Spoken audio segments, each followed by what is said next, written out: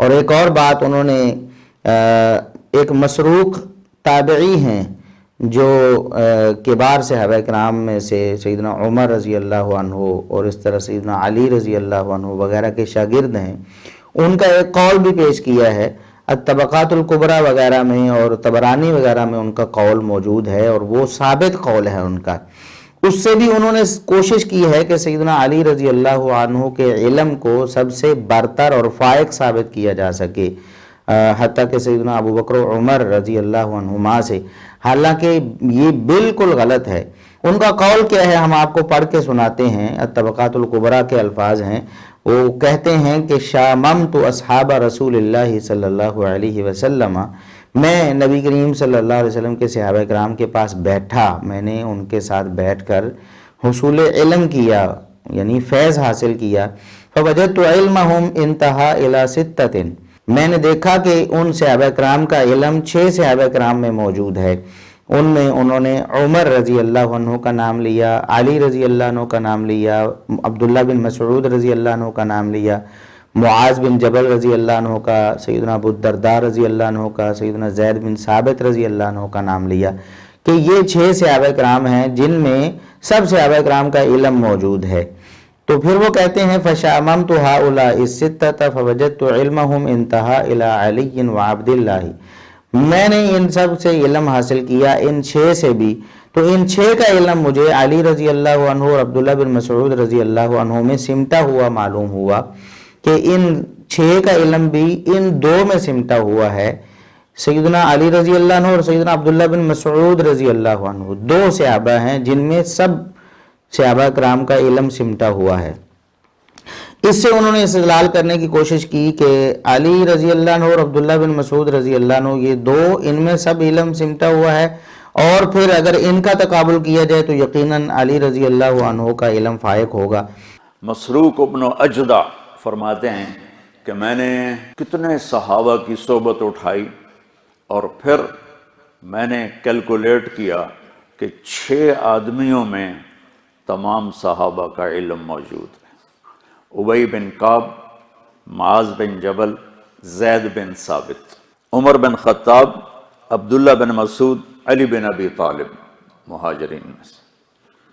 پھر فرمایا کہ میں نے جب ان 6 کو اکٹھا کیا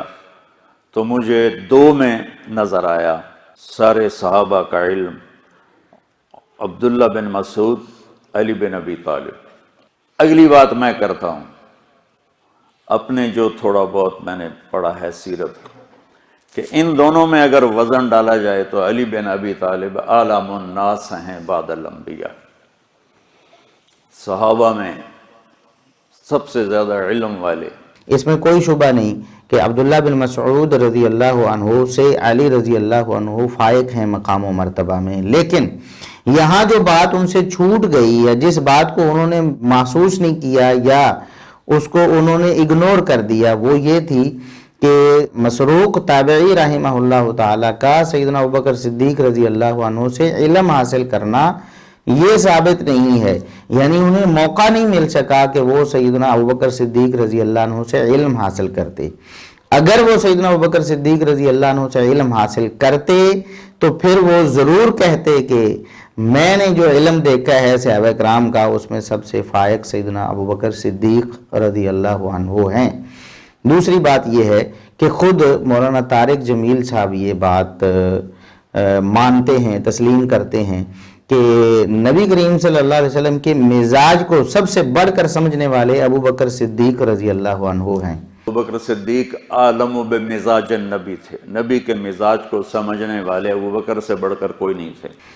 تو مولانا ہم آپ سے یہ عرض کرتے ہیں کہ نبی کریم صلی اللہ علیہ وسلم ہی تو ہمارے لیے شریعت لے کے آئے ہیں، آپ کے اقوال و فرامین و آپ کا اسوہ ہی تو ہمارے لیے دین اور شریعت ہے، یہی تو حقیقی علم ہے۔ آپ صلی اللہ علیہ وسلم پیکر علم تھے، اور اگر آپ کے مزاج کو سب سے زیادہ جس نے سمجھ لیا وہی سب سے زیادہ عالم ہے، یہ تو بات خود بھی آپ مان چکے ہیں، لیکن پھر بھی آپ یہ کہنے کی کوشش کرتے ہیں یا باور کروانے کی کوشش کرتے ہیں کہ سیدنا علی رضی اللہ عنہ سب سے بڑے عالم ہیں۔ یہ آپ کی غلط فہمی ہے، میں آپ کو بتاتا ہوں کہ سیدنا ابو بکر اور سیدنا عمر رضی اللہ عنہما ان دونوں کا علم نبی کریم صلی اللہ علیہ وسلم کے بعد سب سے زیادہ تھا. ان دونوں کا علم سب سے فائق تھا، سیدنا علی رضی اللہ عنہ سے بھی فائق تھا. اور یہ سیدنا علی رضی اللہ عنہ کی شان میں کسی کمی کا سبب نہیں بنتا، کیونکہ فضیلت اپنی اپنی، مقام اپنا اپنا. ان کا مقام اور نمبر چوتھا ہے، تو اس کا مطلب یہ نہیں کہ ان کی فضیلت اس سے کم ہو گئی ہے. ابو بکر و عمر رضی اللہ عنہما علم میں فائق تھے اور نبی کریم صلی اللہ علیہ وسلم کے بعد سب سے بڑے عالم تھے. اور اس کی دلیل میں صحیح بخاری وغیرہ سے پیش کروں گا. صحیح بخاری کی حدیث ہے 466 نمبر، سیدنا ابو سعید خدری رضی اللہ عنہ جو یقیناً مسروق تابعی سے بڑے عالم تھے، صحابی جو تھے. مسروق تو تابعی ہیں نا، جو سب صحابہ سے بھی ان کی ملاقات نہیں ہے. تو ابو سعید خدری رضی اللہ عنہ جلیل القدر صحابی ہیں. وہ بیان کرتے ہیں وَقَانَ أَبُو بَكْرٍ هُوَ أَعْلَمَنَا، وہ کہتے ہیں صحیح بخاری کے الفاظ ہیں کہ ابو بکر صدیق رضی اللہ عنہ ہم سب صحابہ سے بڑھ کر علم والے تھے. سب سے بڑے عالم اس امت میں انبیاء کے بعد کون ہیں؟ ابو بکر صدیق رضی اللہ عنہ.